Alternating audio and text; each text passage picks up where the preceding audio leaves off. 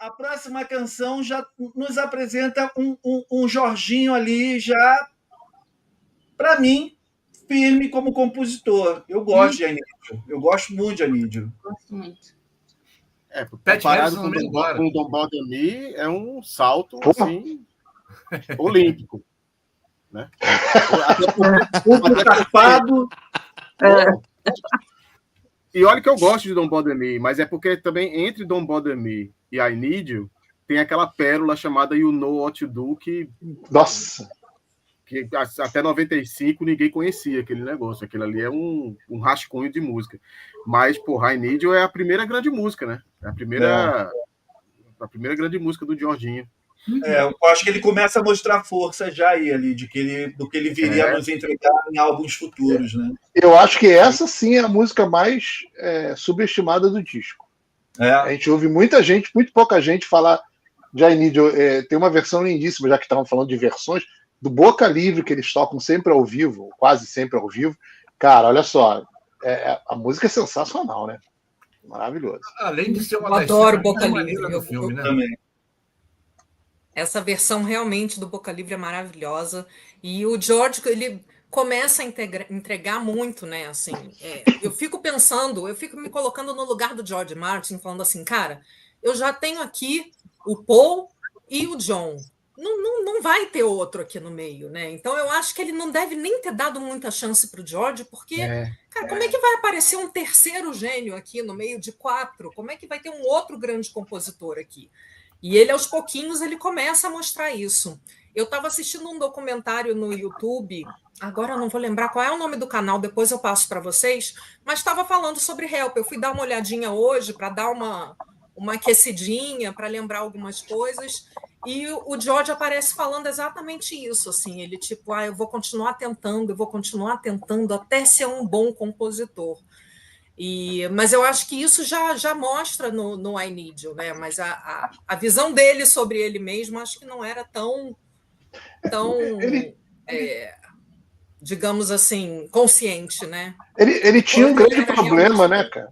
Hein, Lu? Ele tinha um grande problema, ele era sozinho, né, cara? Os outros dois, por mais que compusesse sozinho, sentavam ali um de vez em quando do lado do outro, e aí, pô, muda isso, muda aquilo. Ele não tinha essa. Ninguém ajudava o garotinho. A gente nunca abordou isso, eu nunca entendi isso. Por que não, né? Por que, tipo assim, não chamar o George pro rolê também, né?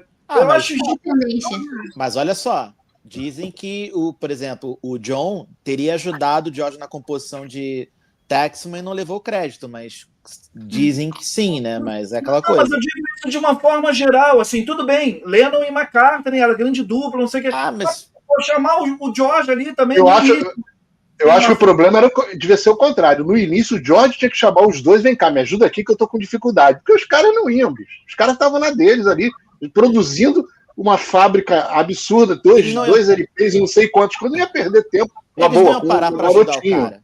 Não iam. Mas se fosse pedido, talvez rolasse. Que o George também era complicado, né? Vamos combinar. Tanto que até o George pedir favor para alguém deve ser brabo. Não, tanto que até no Get Back o George comenta, né, a dificuldade que ele tava de composição, assim, a Juliana, cara, bota qualquer palavra aí que vem e depois você substitui pelo que for o final e tal, né? Enfim, mas é complicado mesmo, tanto que o George Martin, no dia que o George sai da banda, o George Harrison sai da banda, ele fala, olha, John e Paul ainda são uma equipe, e o George tem que fazer sua própria canção. Pois é, isso deve ter muito ruim para ele. Eu acho que isso ele demorou a evoluir como compositor por conta disso.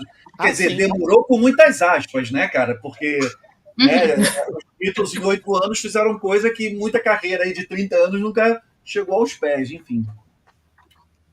Eu acho que, claro, ele poderia ter tentado, mas não sei, eu acho que ele não via abertura nem para tentar. Não tinha abertura. Os dois eram muito fechados. Não só na parte profissional, mas na amizade. Eu acho que eles eram muito fechados. E os caras não tinham muita paciência para gravar as músicas dele, né, no caso. Tanto que lá num dos outtakes do Revolver, que é I Want to Tell, John Lennon fala para ele, você nunca tem um título para suas músicas, né? Quando o engenheiro de som pergunta, aí o John Lennon dá um título lá, Granny Smith Fragging Part 2.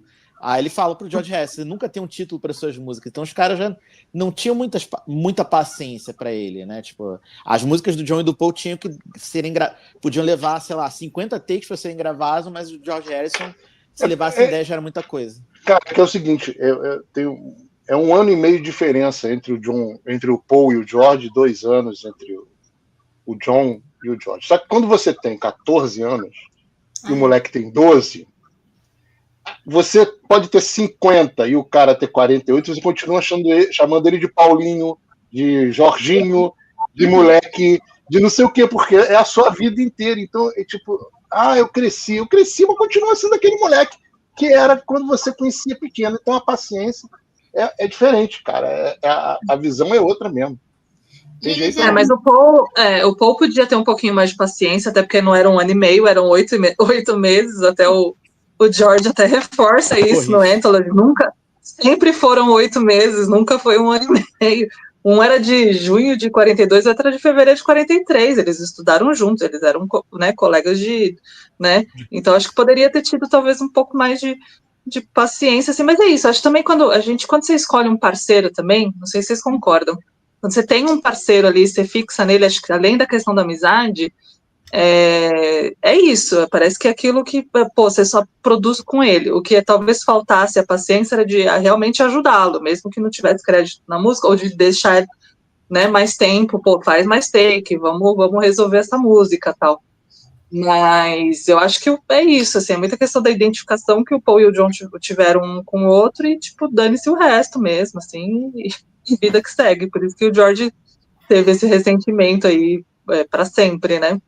E o Martin também deixa bem claro que, por mais que ele se esforçasse, ele nunca chegaria, né? Chegou aos pés do John e do Paul ali, talvez não. O Sal falou, os outros 2 tiveram mais tempo ali para trabalhar seus talentos e tal, então tudo... Eu acho que no final dos Beatles ali ele até chegou no mesmo nível, eu acho. No Abbey Road, sim. No Abbey Road ele estava melhor do que os outros.